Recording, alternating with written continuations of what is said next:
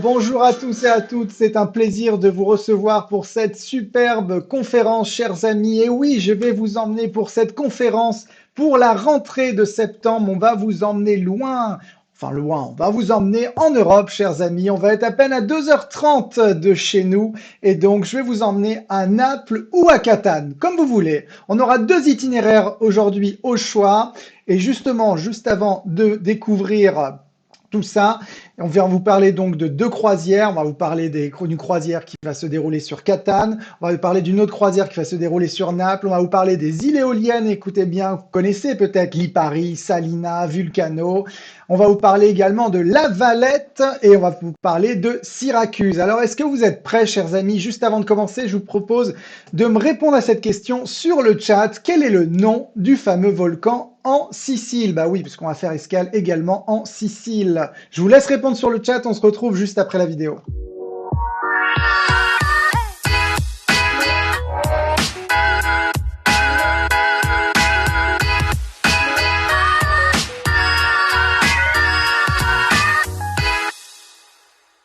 Alors, comment s'appelle ce fameux volcan? Je vais faire un petit tour sur le chat, voir comment ça va en ce début de rentrée. Martine Hébert qui est toujours là. Merci Martine d'être là, super. Audrey qui nous est là parmi nous, qui est sur le chat, sur la team Rive Gauche. Maritia qui est là. Bonjour Dorothée, elle ou là. Vous êtes nombreux et nombreux ce matin, super. Effectivement, c'est l'Etna. Et oui, l'Etna, chers amis. Donc l'Etna, alors l'Etna, c'est un volcan. C'est un volcan qui est toujours actif, chers amis, hein. C'est un volcan qui est toujours actif. Il est situé juste à côté de la ville de Catane. Ce qui est rigolo, alors rigolo ou pas rigolo, c'est qu'en fonction des éruptions, son altitude varie. Donc je ne peux pas vous dire l'altitude exacte, puisque parfois c'est un peu plus, parfois c'est un peu moins, en fonction de son éruption. La dernière superbe éruption, et je dis bien superbe éruption, a eu lieu le 3 décembre 2005, chers amis, avec, écoutez bien, un panache qui s'est élevé 7 km de haut. Juste impressionnant à voir. En tout cas, voilà, c'était effectivement l'Etna. Merci, merci Martine Barrault et merci à tous pour votre participation. Alors, on va vous présenter effectivement deux itinéraires, comme je vous l'ai dit. La particularité, chers amis, c'est qu'on sera sur un bateau à taille humaine. Alors, qu'est-ce qu'un bateau à taille humaine, Martine Barrault, Jean-Pierre Chepens, qu'est-ce qu'un bateau à taille humaine? D'après vous, je vous laisse répondre sur le chat.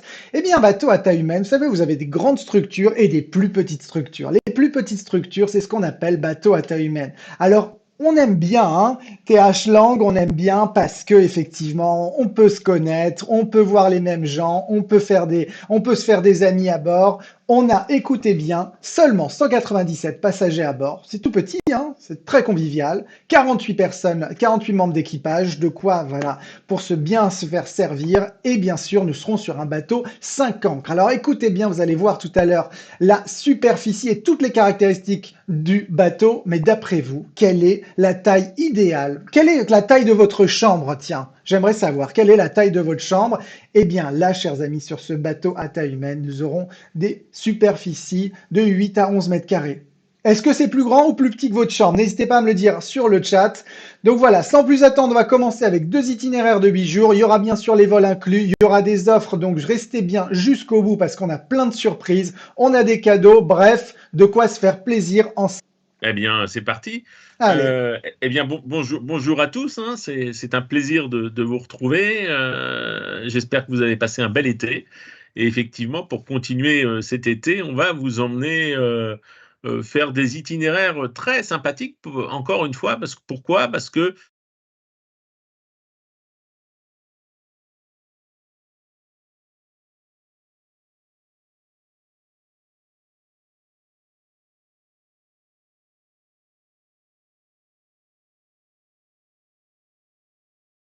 va vous faire de très belles offres. D'ailleurs, une mention spéciale à Lucas pour les catalogues. Bravo pour les catalogues, Lucas. Les couvertures, en tout cas, sont très, très, très belles. Ça me fait plaisir. Euh, Travail d'équipe, Eric, hein, c'est très important. Mais en tout cas, merci du ouais, ouais, compliment, c'est gentil. toujours. Alors, ce bateau, eh oui, vous savez, on parle beaucoup en ce moment du surtourisme, et je suis obligé d'en parler un petit mot en introduction. Nous, on a décidé effectivement de ne pas se positionner sur ce créneau. On essaye, et je vais y revenir, on essaye d'être maximum 200. On a deux bateaux, il y a la Belle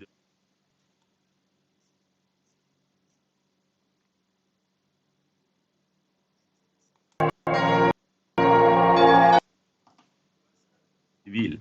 C'est notre force. Il ne va pas être à l'ancre, ça c'est une chose qui est sûre, c'est-à-dire que vous ne débarquerez pas en chaloupe. On va vraiment dans les ports d'attache et eh bien c'est rapide, on gagne du temps. On est directement dans la ville et deux, bah, faire débarquer 180 personnes ou 190 personnes maximum, c'est pas comme si vous débarquez à 4 ou 5 000, suivez mon regard. On a l'impression d'exister encore au cœur des villes. 180 personnes, allez, je vais dire c'est 4 autocars. C'est pas 70 autocars qui vous attendent. Et je peux vous garantir que ça fait toute la différence d'une découverte de voyage. Alors les chambres, vous allez me dire les cabines, comment elles sont les cabines? Lucas vous en a parlé, les cabines sont très belles. L'avantage aussi, c'est que nous avons que des cabines extérieures, que des cabines extérieures. Et ça, c'est la force aussi des petits bateaux. Vous n'avez aucune cabine intérieure. Donc vous êtes en cabine, en pont supérieur, vous le voyez avec des grandes fenêtres, très lumineux. Le bateau, je le précise, il a été entièrement rénové il y a maintenant 8 ans. Donc c'est vraiment ce qu'on appelle un bateau chez nous qui fait du cabotage. Il ne va jamais en très haute mer, il suit les côtes. Et ce qui est important, c'est que vous avez toujours quelque chose à voir à l'intérieur. La gastronomie, elle est toujours en rendez-vous, hein. Vous avez des cuisiniers, tout est frais à bord, et ça, je le précise. Et puis on y revient, hein. Toujours plus facile de faire de la gastronomie pour 190 personnes que pour 5000. Hein. Faut pas me faire rêver, quand vous nourrissez un village, bah, vous pouvez pas faire de la gastronomie. Quand vous avez 190 personnes, vous pouvez faire du frais, vous pouvez préparer, vous pouvez servir à table, et ça, c'est aussi notre force. Le petit déjeuner est servi sous forme de buvet, et puis on va y revenir aussi, on propose quelques surprises où on arrive à faire des barbecues sur le Pont Soleil, et puis je reviendrai aussi sur le petit déjeuner. Alors après, les espaces communs, bah, vous les connaissez, les espaces communs, si vous connaissez ce bateau un petit peu, on a un salon-bar très sympa avec la piste de danse, c'est là où se passe toute l'animation, on a des conférenciers, chose importante, il y a des conférenciers qui vont venir vous expliquer, bah là en l'occurrence, bah, tout le côté vulcanologie, hein, puisque on va être en plein cœur de ces cités, ça c'est intéressant, et puis le côté art baroque aussi, donc un conférencier qui saura vous intéresser, et puis je le rappelle, sur nos bateaux on est en tout inclus, hein. On est en tout inclus, ce qui veut dire que pension complète bien entendu, boissons servies à table, mais également au bar. Donc, vous pouvez vous faire plaisir sans limitation, avec modération, bien sûr. Nous avons également un petit panorama bar à l'arrière du bateau pour ceux qui veulent un peu plus de calme, qui ne veulent pas assister aux conférences, par exemple, ou le soir, s'ils veulent bouquiner un livre ou écouter de la musique, eh bien, ils vont au panorama bar. Au niveau, bah, c'est là où tout se passe. Alors, on a deux grandes terrasses sympas. Alors, la première terrasse à l'arrière du bateau, sur le pont supérieur. Beaucoup de gens viennent ici. C'est un endroit calme, apaisant, relaxant, pour justement découvrir les entrées dans les ports. C'est splendide. Et puis, il y a le pont Soleil, hein, bien sûr, le pont Soleil où tout se passe avec les jacuzzis. Je peux vous garantir que les jacuzzis seront encore ouverts au mois de novembre, hein. Il n'y a aucun problème avec ça, puisqu'on va parler de la saisonnalité. Et vous pouvez les voir sur la slide qui arrive. Effectivement, vous avez derrière ce pont Soleil où, j'ai l'habitude de le dire, on est en cinéma perpétuel, on est en 4D là directement, et vous pouvez voir tout ce qui se passe sur le pont Soleil. Et croyez-moi, sur les 2 itinéraires qui vont suivre, il y a beaucoup, beaucoup de choses à voir, et être sur le pont quand on arrive dans les ports, ça c'est vraiment super. On va tout de suite rentrer dans le vif du sujet. Le vif du sujet, c'est la première croisière que Voyage Rive Gauche vous propose, et c'est Sicile et Malte, deux perles de la Méditerranée. Deux perles de la Méditerranée, c'est en novembre 23. Alors, on va commencer par le climat. Je peux vous garantir qu'au mois de novembre, le climat, il est absolument merveilleux. Franchement, vous aurez, alors je ne vais pas vous dire à coup sûr, parce que ça serait mentir, surtout en ce moment avec ce qu'on voit et ce qui se passe, mais franchement, normalement, au mois de novembre, moi j'y ai encore été l'année dernière, c'était un temps absolument merveilleux. Et puis l'avantage, et on va y revenir, c'est que vous visitez toutes ces villes et ces villages dans des conditions remarquables. Un, vous n'avez pas trop de chaleur. Deux, il y a pratiquement plus de touristes. Et ça, c'est quand même remarquable de visiter ces sites et vous avez l'impression de les avoir que pour vous. Donc, je vous laisse découvrir, on va les détailler. Donc, les villages baroques siciliens, on va parler de Modica, je m'arrêterai sur Noto, sur Syracuse, Malte, bien sûr, La Valette. Voilà. Alors, eux, ils ont mis, si on pouvait revenir à la slide précédente, s'il te plaît, Lucas, si ça ne te dérange pas, on a mis le coup de cœur. Ils m'ont mis Malte et ses trésors patrimoniaux et culturels. Oui, je suis d'accord, c'est très beau. Bah, moi, je vais vous donner tout de suite mon coup de cœur. Mon coup de cœur, c'est Noto, et je vous en parlerai. C'est quand même assez sensationnel.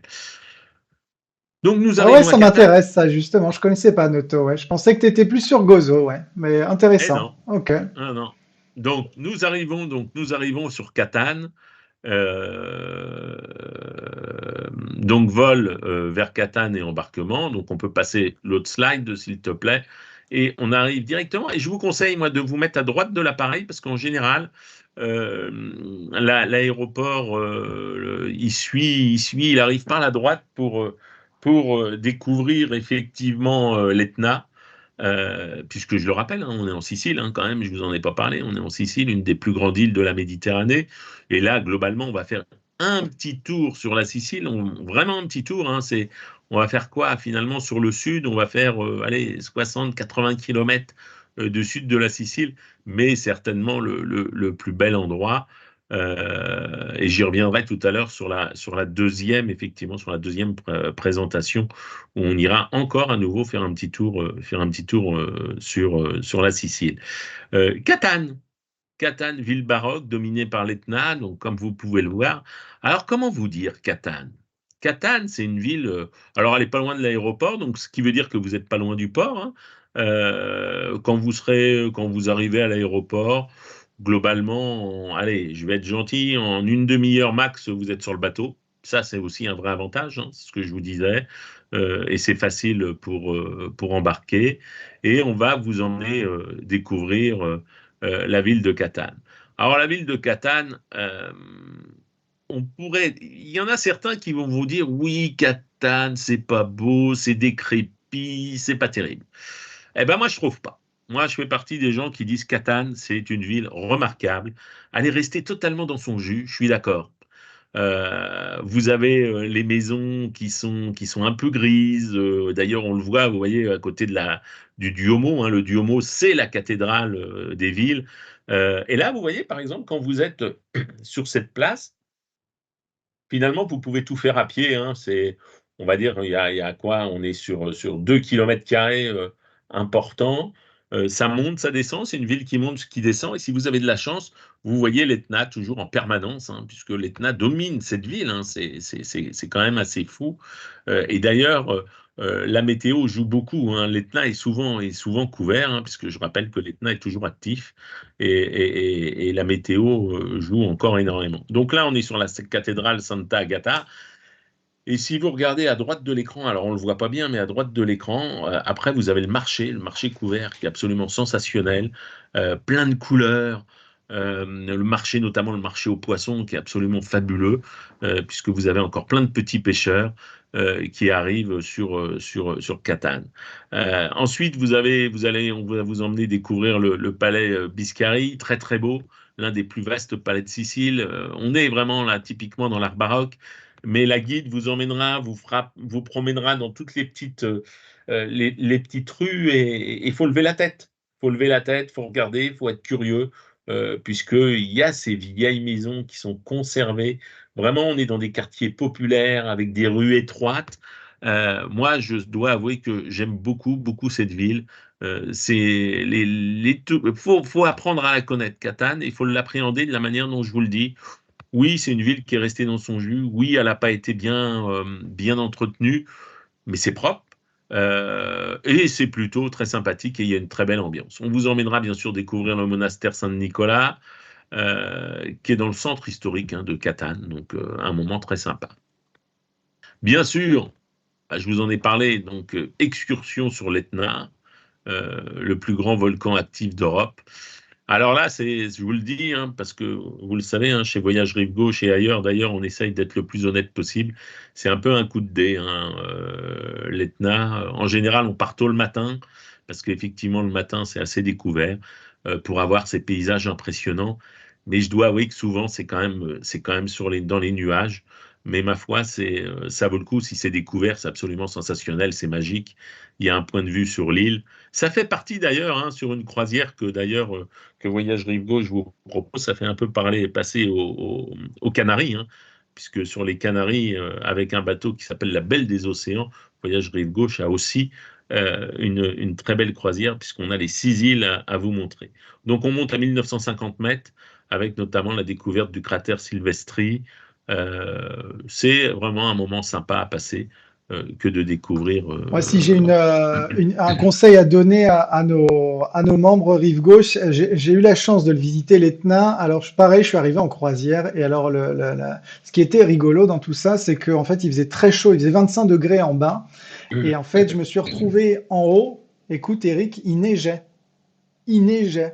Et je me suis retrouvé en short et en t-shirt pour visiter l'Etna comme ça. J'avais pas du tout prévu, donc faites pas comme moi, prévoyez une petite laine au cas où, parce qu'effectivement, on peut se faire surprendre. Ouais. Ouais, c'est souvent le piège, hein, puisqu'on effectivement on monte en altitude et bien il peut arriver effectivement qu'il fasse frais, hein. Tu parlais tout à l'heure de l'Afrique australe, qui est une autre très belle croisière qu'on propose. Eh bien, dans certains coins de l'Afrique, quand vous montez sur les hauts plateaux, il peut faire frais, effectivement. Revenons à ce qui nous intéresse et après, donc une fois qu'on aura été découvrir ce cratère, eh ben, on ira découvrir les quelques villes de Sicile et je reviendrai notamment Raguse, qui a été totalement reconstruite, mais quasiment à l'identique après un tremblement de terre. Malheureusement, on en parle beaucoup, une pensée pour nos amis marocains. Tremblement de terre au XVIIe siècle, hein, qui a détruit totalement la ville, reconstruite. Et sincèrement, c'est un joli voyage que vous allez faire là. C'est une très très belle excursion qui s'invite à vous. Pareil, hein, la cathédrale, les palais, les monuments. Vous pourrez vraiment découvrir cette ville.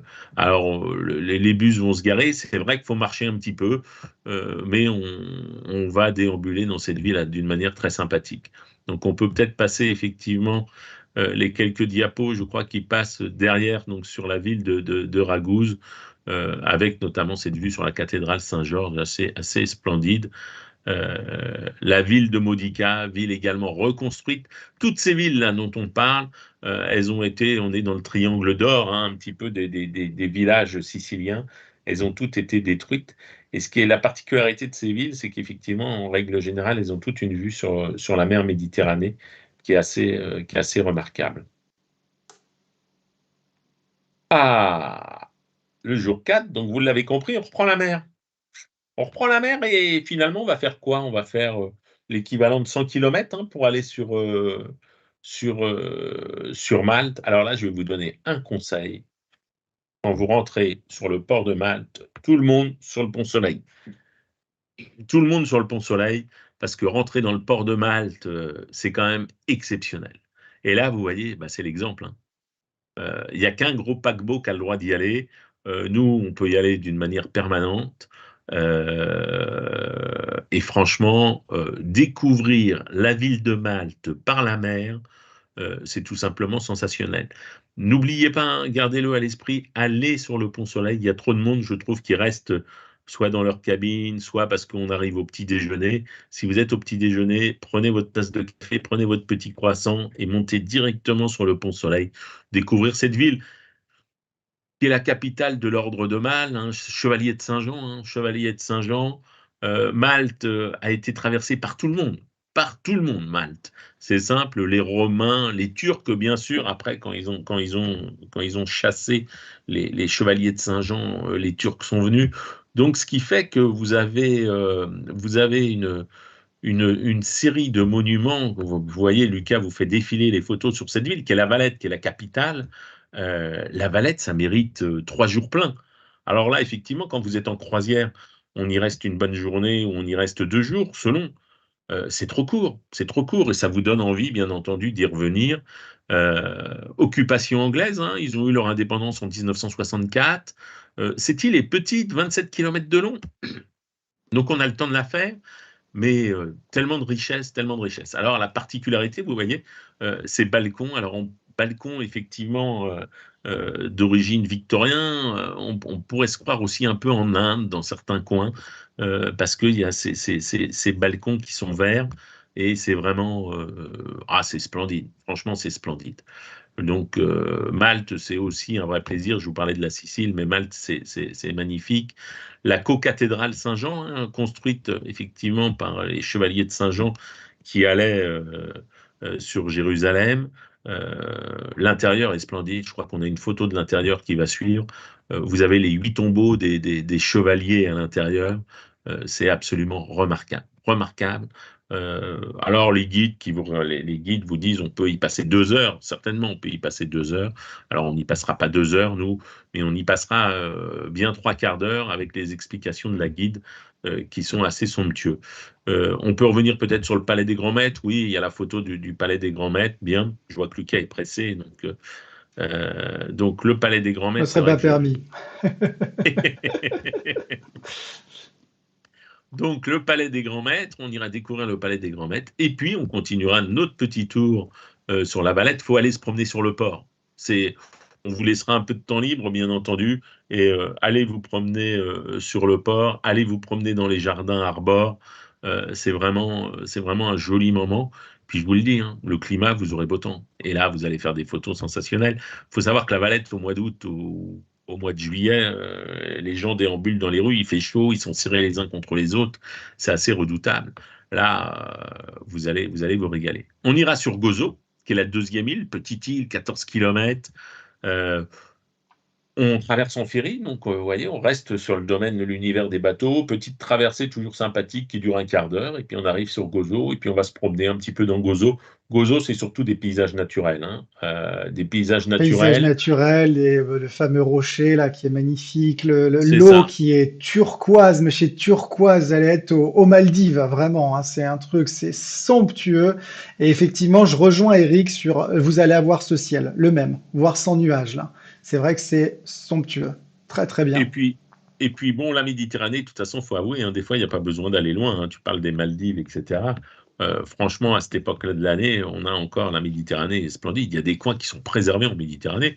Je ne veux pas dire du mal de partout, mais aujourd'hui, vous allez très loin. Et je vais en citer un quand même, parce que là, on peut parler justement de la destruction du tourisme. Je peux parler, j'espère que tu n'as pas de programmation derrière là-dessus, Lucas, mais je peux parler de l'île Maurice, moi qui adore l'île Maurice. Je suis désolé, mais le lagon, il est mort aujourd'hui sur l'île Maurice. Alors que la Méditerranée, elle est encore intacte. On a des paysages, vous allez en Corse, vous allez dans les îles grecques, vous allez en Sicile, à Malte, vous avez encore une qualité d'eau remarquable.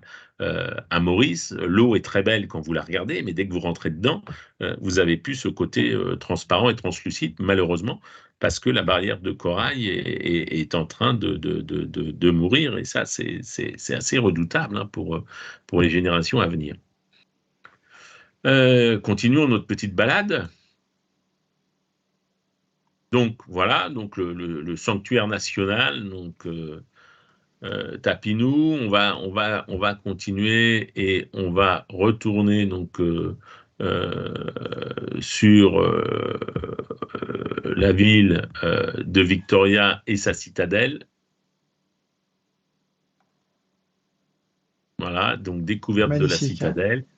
C'est ça, les fameux temples, plus vieux que les pyramides d'Égypte, Oh, donc inscrits au patrimoine de l'UNESCO.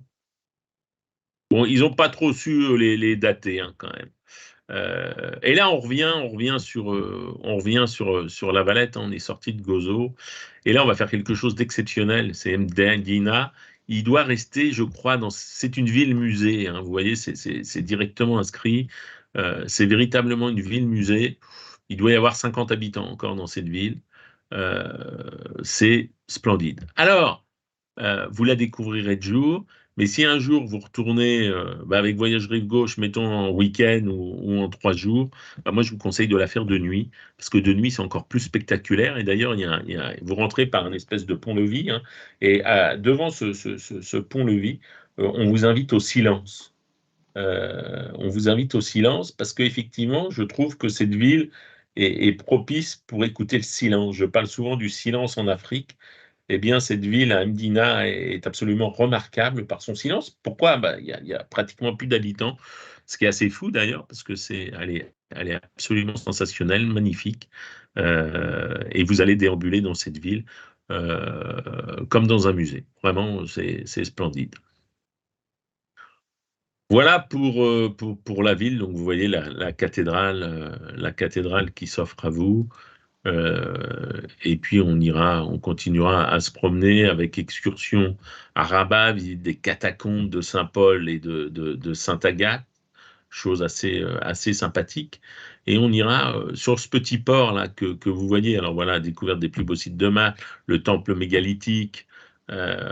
Donc chef-d'œuvre architectural, ils disent que ça date du néolithique, début de l'âge de bronze. Vous voyez, quand je vous disais, on remonte très loin, puisqu'il y a toutes les civilisations qui sont passées et qui ont laissé des traces, y compris effectivement l'homme au moment de l'âge de bronze. Donc c'est quand même assez fou. C'est peut-être l'île qui a vu passer, je pense, le plus d'invasions, on va dire, ou qui a été l'île qui a été la plus envahie. Pourquoi? Parce qu'elle était toujours à mi-chemin de Jérusalem. Elle était entre l'Orient et l'Occident. Elle était sur la route des Romains, bien entendu. Donc, ça a toujours attiré l'esprit d'avoir un point névralgique de cette île.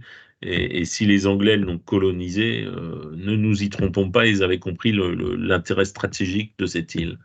Magnifique ce petit village. Alors là, pour le prononcer, je laisse Lucas le prononcer. Il paraît qu'il le prononce très très Je bien. peux le Lucas, prononcer, oui, j'ai appris, c'est le Marchashlock. Le X se prononce Marshashlock. che. Voilà, c'est les Maltais qui Bravo, me l'ont dit. Ouais, bravo. Et ce petit village est superbe. Ce petit village est très superbe, beau. notamment pour ses barques, comme vous pouvez le constater. Vous les avez toujours. Pourquoi? Parce que c'est les barques de pêcheurs. C'est l'emblème de l'île.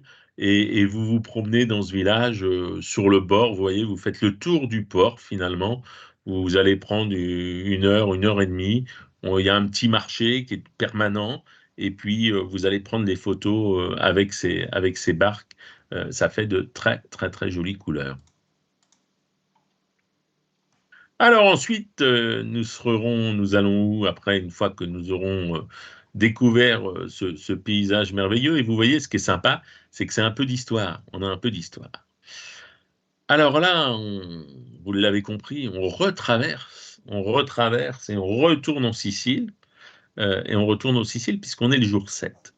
Et le jour 7, il est tout simplement, comment vous dire, spectaculaire. On va dire que c'est le point, s'il y a un point d'orgue, le point d'orgue de cette croisière, je trouve. On va s'amarrer à Syracuse, la fameuse chanson, hein, ville natale d'Archimède, parc archéologique remarquable, mais surtout cette ville aussi est splendide. Et je vais m'arrêter 2 secondes sur ce port de Syracuse. euh, pour vous dire, je vous parlais des bateaux tout à l'heure. Et je vais vous donner un mot sur les bateaux. Le bateau, la belle de l'Adriatique, c'est simple, 4 ponts, vous l'avez compris. On s'arrête, on descend, on va visiter la ville. J'ai moi-même été l'année dernière, vous l'avez compris, sur la Sicile, faire un petit tour. Et là, j'étais avec ma voiture de location et j'allais justement, j'adore cette ville, donc découvrir Syracuse. Et je tourne la tête à droite, hop, sur la droite de l'autoroute, et qu'est-ce que je vois? Je vois un bateau en plein milieu des champs. Et je me dis, c'est pas possible. Qu'est-ce qu'il fait là? Il s'est échoué.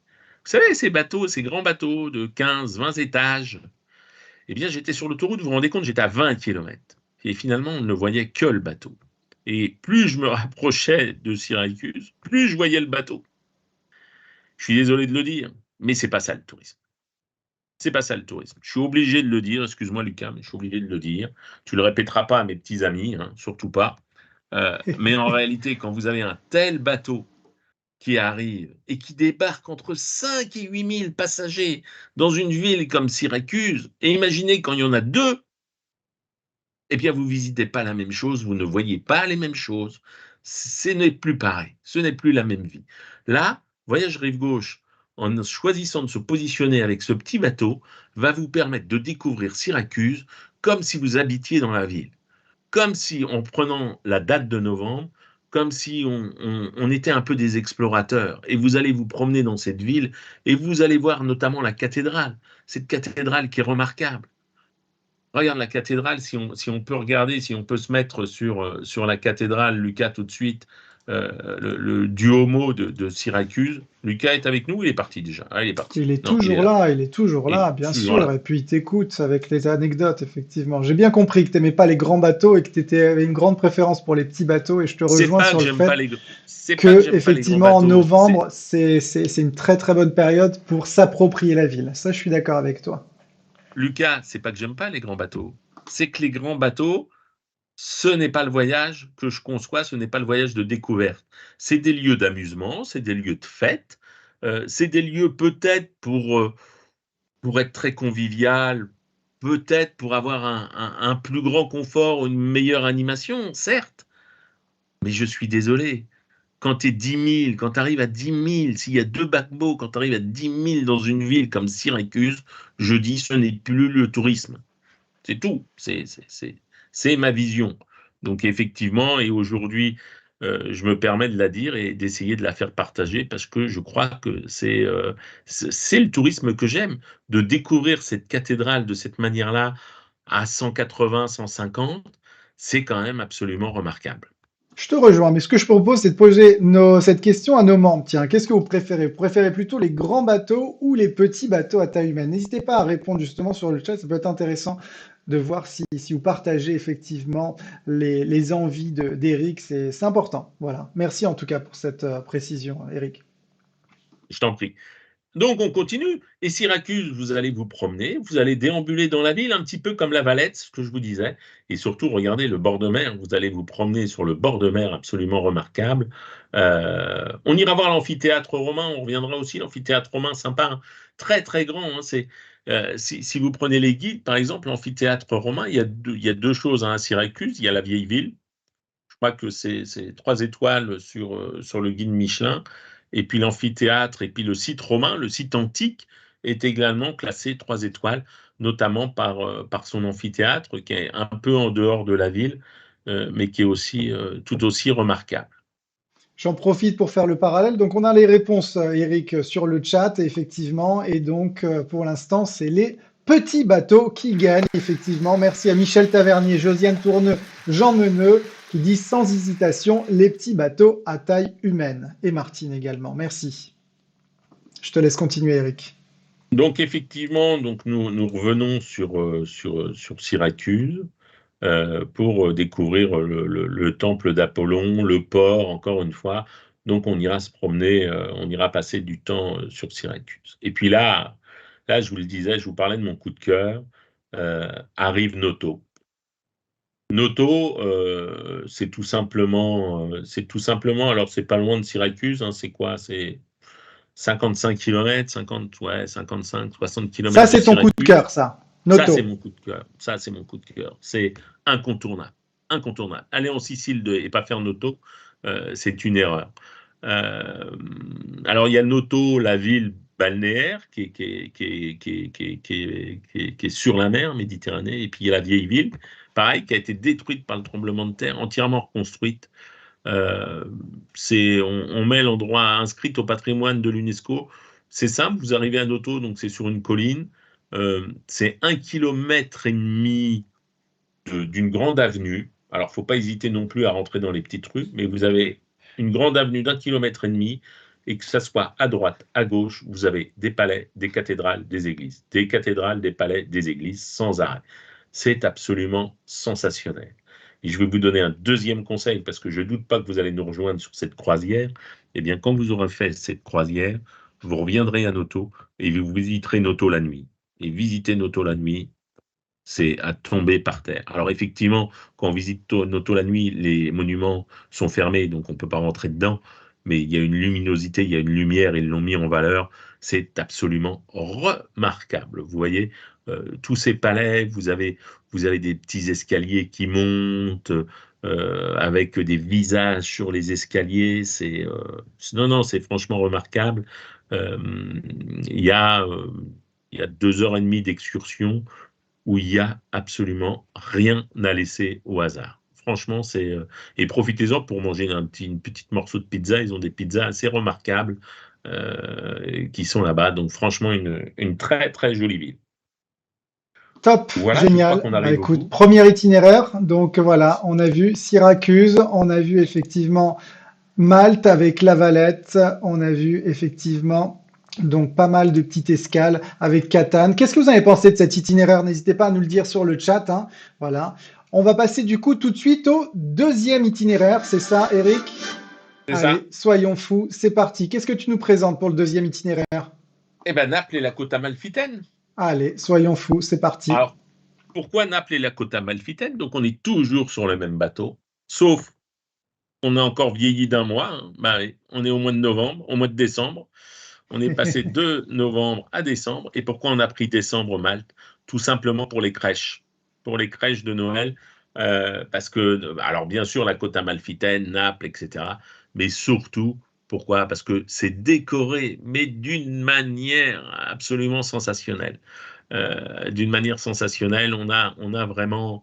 Alors, il y a la magie, vous voyez, c'est marqué hein, sur cette petite diapo, les crèches napolitaines. Superbe, franchement superbe. Naples, bien sûr, l'Etna. Alors, qu'est-ce qu'ils nous ont mis comme coup de cœur? Passage du célèbre détroit de Messine, oui, oui, on va y revenir. Navigation au large des îles éoliennes, là, je suis d'accord, ils nous en ont mis 3 des coups de cœur. Moi, j'aurais mis plutôt Herculanum en coup de cœur, vous voyez, et puis Taormine, parce que c'est. Mais Herculanum, ouais. Moi, si j'ai un coup de cœur, je mets Herculanum. Alors, allons-y. Qu'est-ce qu'on découvre? Bah, on arrive sur Naples, hein, comme vous l'a dit Lucas, 2h30. Là, on arrive sur cette ville remarquable, Naples. Très, très belle ville. Donc, on ira se promener sur Naples. Et puis, on va vous proposer 2 excursions. Soit vous découvrez Pompéi, si vous ne le connaissez pas, si vous n'y avez pas été, avec le Vésuve, hein, qui est en arrière-plan. Vésuve qui fait toujours, hein, je le rappelle, partie des volcans les plus dangereux au monde. Pourquoi? Parce que c'est un volcan qualifié d'explosif.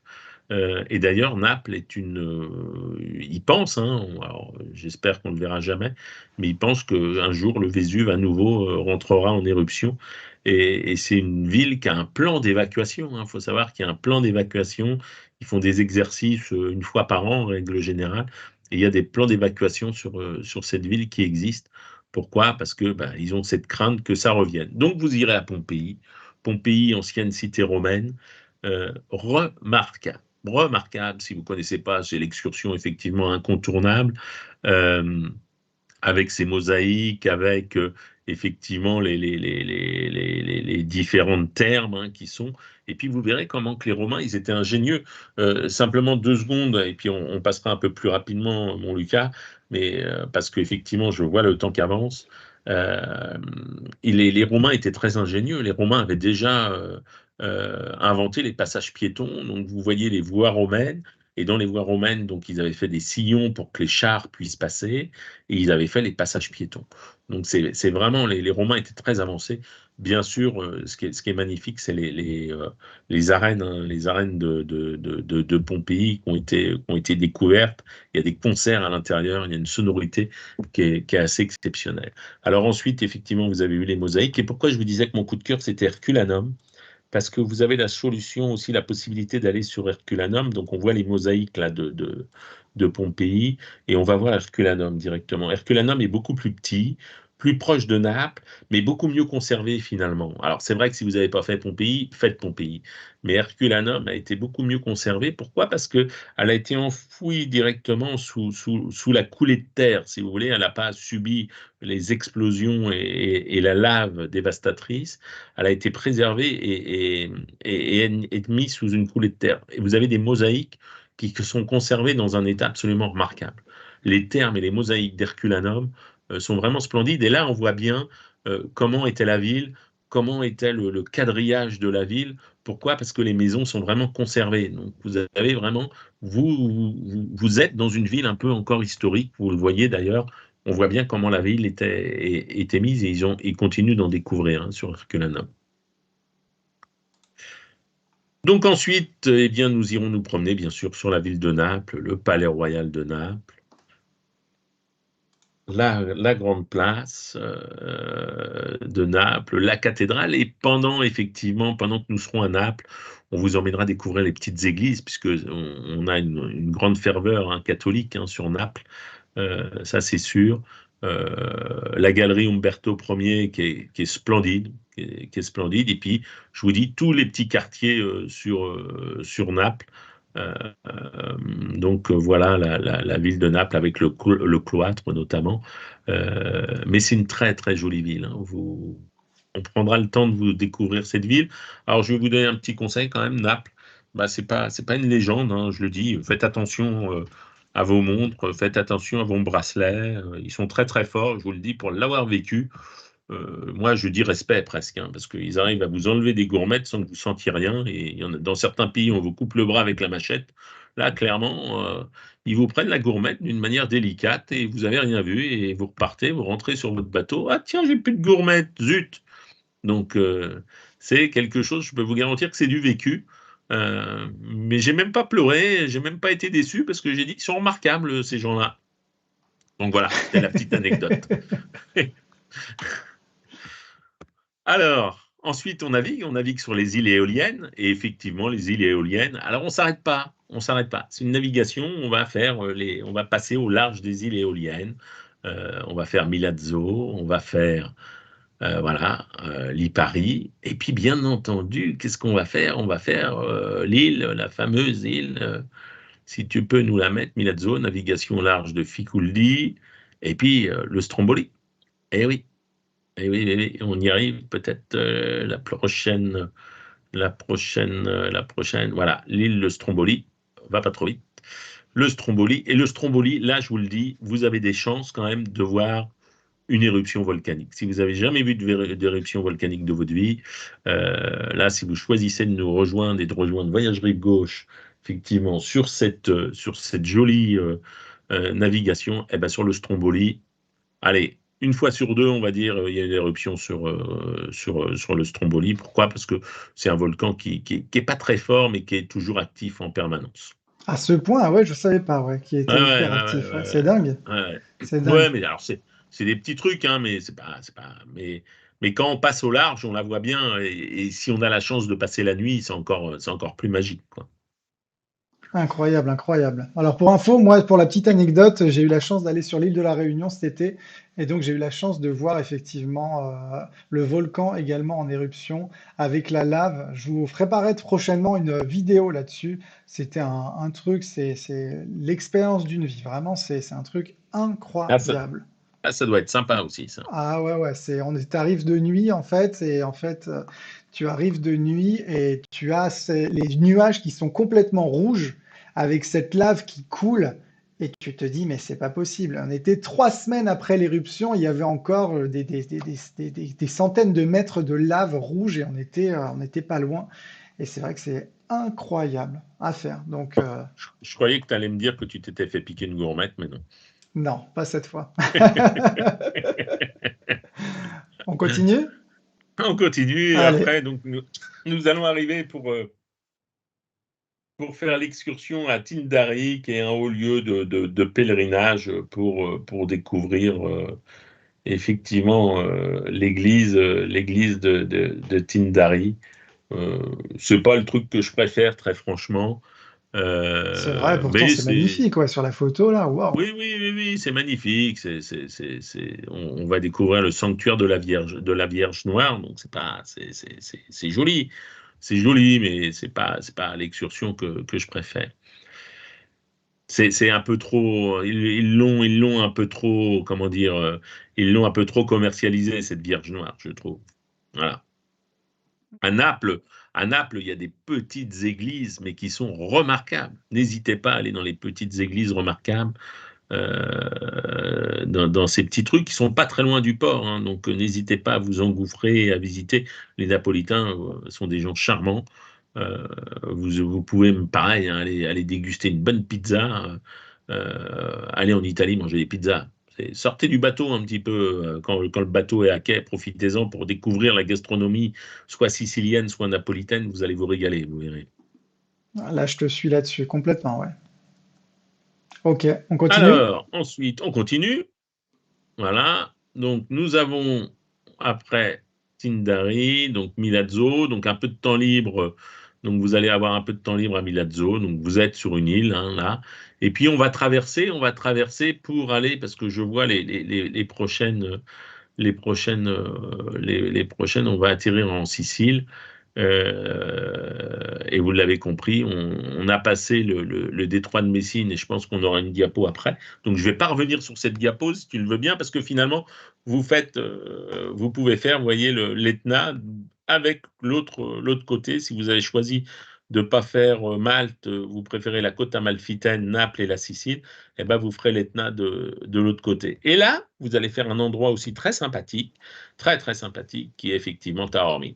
Taormine, paysage du Grand Bleu, hein, en tout cas, je le rappelle, mais pas que, franchement pas que, parce que vous avez ce théâtre romain antique avec cette vue, hein, pareil, sur l'Etna, qui est assez rare, ma foi, cette vue sur l'Etna, mais cette belle là, sur Taormine qui est sensationnelle. Taormine, très jolie ville, alors pareil, hein, si vous la faites au mois de décembre, ça va être très sympa. Pourquoi? Parce que vous aurez beaucoup moins de touristes. Euh, c'est euh, c'est une très très jolie promenade aussi. Vous arrivez sur Taormine, on vous fait monter donc pour découvrir les bus se garent. Après vous montez et vous traversez la ville. C'est aussi des très jolies maisons. Vous avez quelques jolis palais, ville très touristique. Et puis vous arrivez au bout de la ville et vous allez découvrir ce théâtre antique où il y a encore des représentations d'ailleurs avec cette vue remarquable. Vous posez donc sur les gradins de ce théâtre et puis vous admirez la vue et vous écoutez la guide si vous le souhaitez. Euh, mais, euh, mais une très jolie vue. Si vous le souhaitez, ça veut dire, je vois que toi, tu as plus profité de la vue plutôt que de la guide. Alors, les guides, en règle générale, sont très érudits. Il faut avoir une guide qui se mette à la portée effectivement, de chacun. Et ça, c'est très important et j'insiste beaucoup là-dessus. Il ne faut pas que ça soit un guide ambulant, la guide. Il faut qu'elle soit capable, effectivement, d'intéresser le public. En général, on fait en sorte qu'on ait des guides, effectivement, qui parlent couramment français et on leur demande un petit peu ce qu'on souhaite et ce que surtout nos passagers souhaitent. Italie d'un côté, Sicile de l'autre, on est sur le plus grand détroit, hein, on est sur le détroit de Messine, vous l'avez compris, c'est là que transitent beaucoup de bateaux qui viennent de l'Orient, qui viennent de Suez, qui viennent de Turquie, qui viennent d'Égypte, beaucoup de passent par ce détroit. C'est un détroit qui est très très puissant avec beaucoup de vagues. Et puis vous voyez, on va naviguer, et là on va naviguer, on ira vers Vibo Marina, donc on est vraiment sur le coin sud de l'Italie, très très sauvage. On dit que c'est un des coins les plus pauvres d'Italie, à juste titre, hein, puisqu'on arrive vraiment à la pointe sud de l'Italie, mais avec des paysages à couper le souffle, comme vous pouvez le constater. C'est incroyable, hein. Mais on est dans les Pouilles, là, c'est ça ou Mm. pas? C'est- Non, pas tout à fait, pas tout à Pas tout à fait, pas fait. tout à fait. Ok. C'est beau, hein.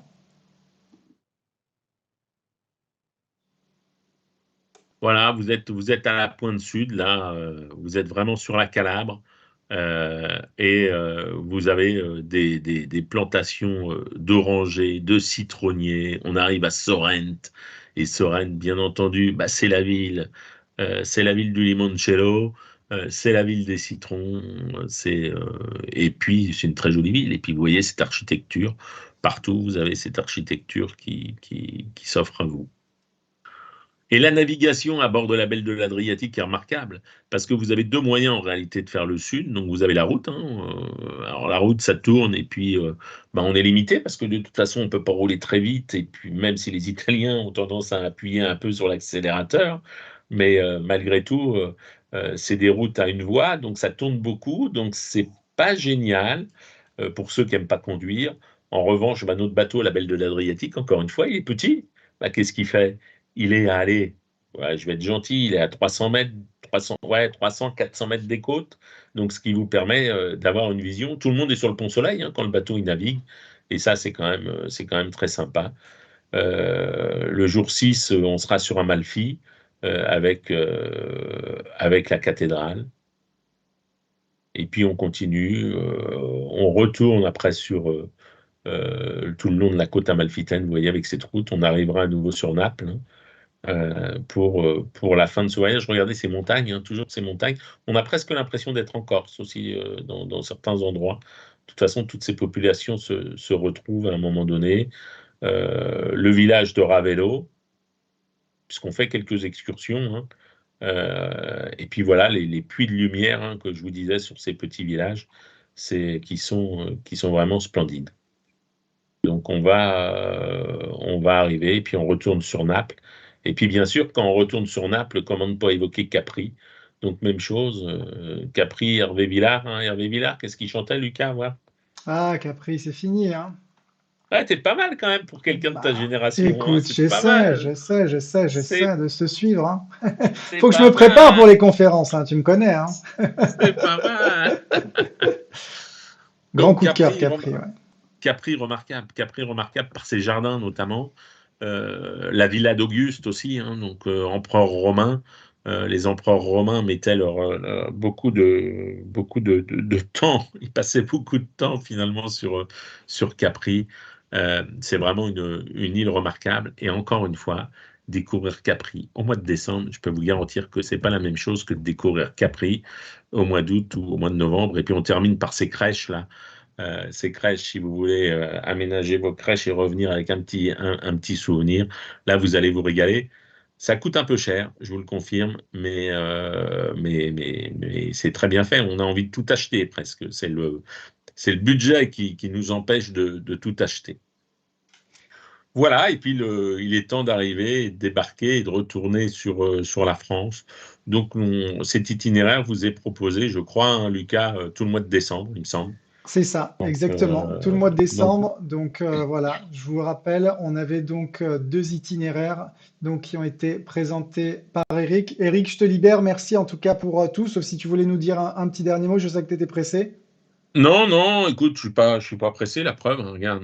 Mais non, non, en tout cas, c'est encore merci de m'avoir permis de présenter ces deux destinations. Encore une fois, novembre, décembre, je vais presque vous dire, c'est 2 mois sensationnels. Pour la première, vous l'avez compris, que ça soit Sicile et Malte, où vous aurez un climat favorable à bord de ce petit bateau remarquable. Et puis Naples, c'est déjà l'ambiance de Noël. C'est-à-dire que là, Malte, vous allez préparer Noël.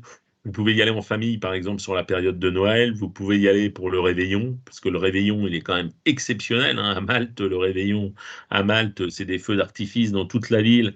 La ville est entièrement illuminée. Et puis, oui, si vous prenez la deuxième croisière, c'est préparer Noël déjà. C'est avoir un avant-goût de Noël. C'est un avant-goût de Noël avec un climat très favorable.